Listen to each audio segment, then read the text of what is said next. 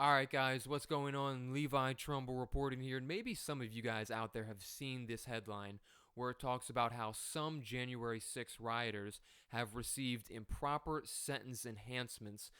This was a ruling that came down on Friday from a 3-judge panel. It came from a D.C. Circuit Court of Appeals panel.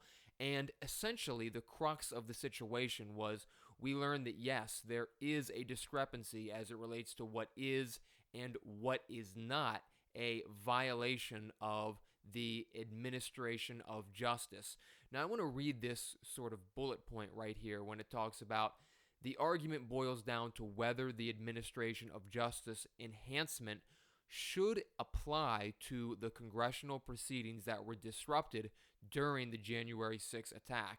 Prosecutors have argued that the statute fits comfortably with the certification as it involved Congress's performance of duties required by law, while defense attorneys have insisted that it should narrowly apply to judicial or grand jury proceedings.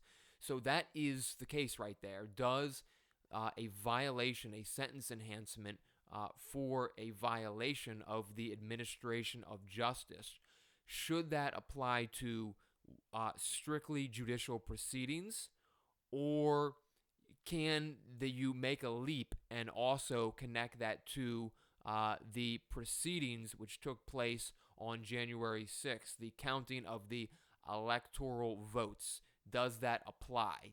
So, with that being said, I want to take you to the individual who actually got this situation remedied for a lot of people. Now, of course, this is just one case, this is just one defendant, but this now gives precedent for other people who have had that same sentence enhancer to also go forth and do the same thing that this individual did and seek to have that sentence modified at the lower level court. So, who we're looking at right here is Larry Brock. This is the case in which the situation was overturned, and I just wanted to show you his picture right here. As I understand, he was some sort of veteran. I'm not sure what type, but he was a veteran. We know that much. But with that, I want to get to, and I'm going to pull it up here. Here we go. This is the opinion from the United States Court of Appeals for the District of Columbia Circuit. And what we're going to do is we're sort of just going to walk you through some of the allegations, the timeline of what it is alleged that Larry did, what he was charged with, what he was convicted with, and how we got here with the overturning of his sentence, where they have found that this whole administration of justice term needs to be removed as a sentence enhancer. So let's sort of do the chronological timeline and bring the audience how it is that we got here. So we're going to zoom in, and we are just going to read you what we have highlighted. I want to be clear, this is a 37-page opinion. We're not going to read all of it, but we are going to read you what I see as the highlights of this opinion. So it says Larry Brock participated in the violent January 6 riot at the... Hold a minute. Let me see if I can... Larry Brock participated in the violent January 6 riot at the United States Capitol that forced the evacuation of members of Congress and their staff and prevented Congress's certification of the 2020 presidential election until the next day. Brock challenges both the district court's interpretation of Section 512C2 elements and the sufficiency of the evidence to support that conviction.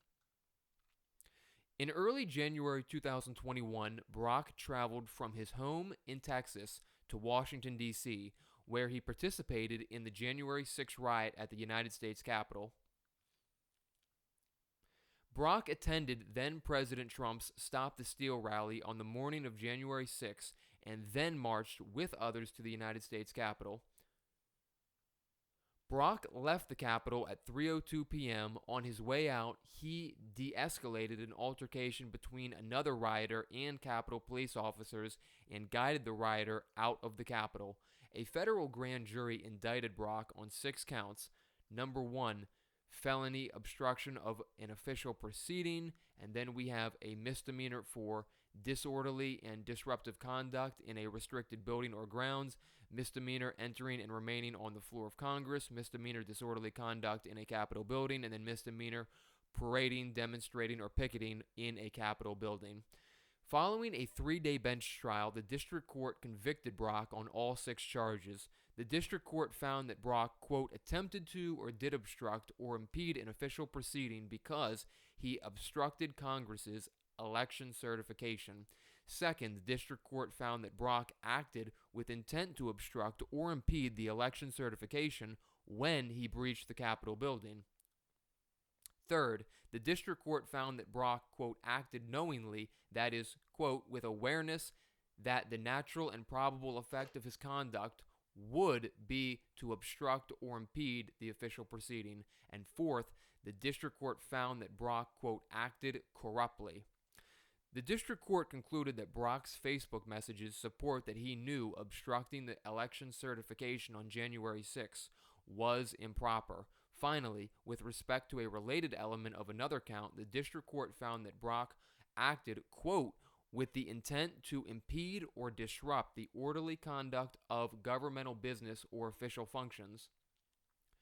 At sentencing, and then this is where we get to the whole heart of the matter, at sentencing, the parties agreed that Section 2J 1.2 of the U.S. Sentencing Guidelines applied to Brock's section of 1512C2 conviction. Over Brock's objection, however, the district court added a 3-level enhancement under Section 2J 1.2b for, quote, substantial interference with the administration of justice. So I'm going to say that again. Over Brock's objection, however, the district court added a 3-level enhancement under Section 2J 1.2b for, quote, substantial interference with the administration of justice. Again, that was what was ultimately overturned. The district court rejected Brock's argument that the phrase, quote, administration of justice refers only to judicial proceedings. They rejected that notion. I want to be very clear about that. At the trial level, they rejected the argument that administration of justice refers only to judicial proceedings. The district court subsequently sentenced Brock to concurrent terms of imprisonment of 24 months for his Section 1512C2 conviction and 6 to 12 months for each of his misdemeanor convictions, followed by 24 months of supervised release.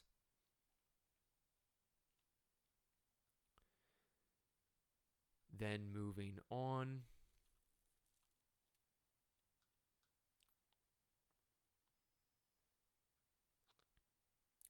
Brock argues that the district court improperly applied a 3-level enhancement under the sentencing guidelines to his Section 1512C2 conviction for, quote, substantial interference with the administration of justice.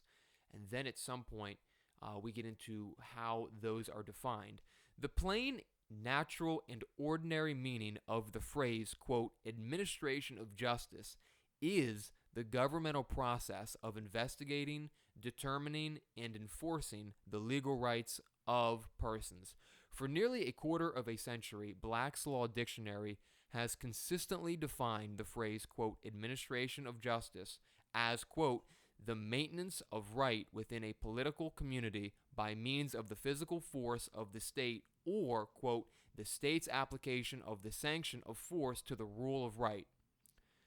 Black's Law Dictionary similarly defines, quote, obstructing the administration of justice and, quote, interfering with the administration of justice as, quote, the skewing of the disposition of legal proceedings as by fabricating or destroying evidence, witness tampering, or threatening or intimidating a judge.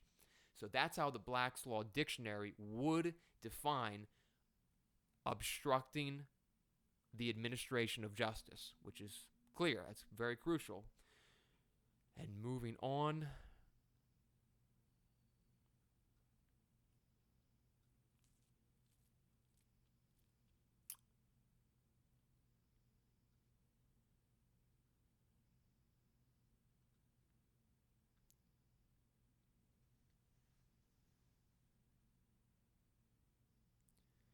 And we're going to bring you where the opinion closes out.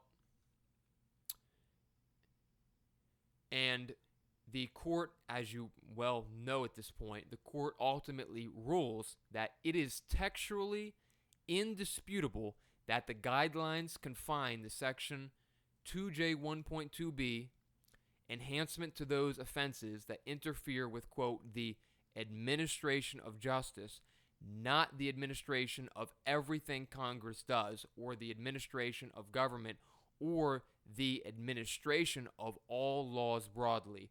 We must apply the guideline as written, and Brock's interference with one stage of the Electoral College vote counting process, while no doubt endangering our democratic processes and temporarily derailing Congress's constitutional work, did not interfere with the administration of justice. So again, the court ultimately comes to the conclusion that the administration, the violation, the violation of interfering with the administration of justice does not fit when you essentially barge in during the counting of the electoral votes. They do not view that as something that falls under a judicial setting as defined in the Black's Law Dictionary. And because of that, they ultimately reverse it. And I'm going to read that to you. They write, "We vacate Brock's sentence for his Section 1512C2 conviction and remand to the district court for resentencing without the application of Section 2J1.2 sentencing enhancement." So what he does now is he goes back to the lower level court. He has the sentence thrown out, and they have to reevaluate what a proper and just sentence should be as it relates to this situation. So with that, hope you guys enjoyed this video. Hope that cleared some things up. It's definitely an interesting situation. Levi Trumbull reporting, and we will catch you guys soon.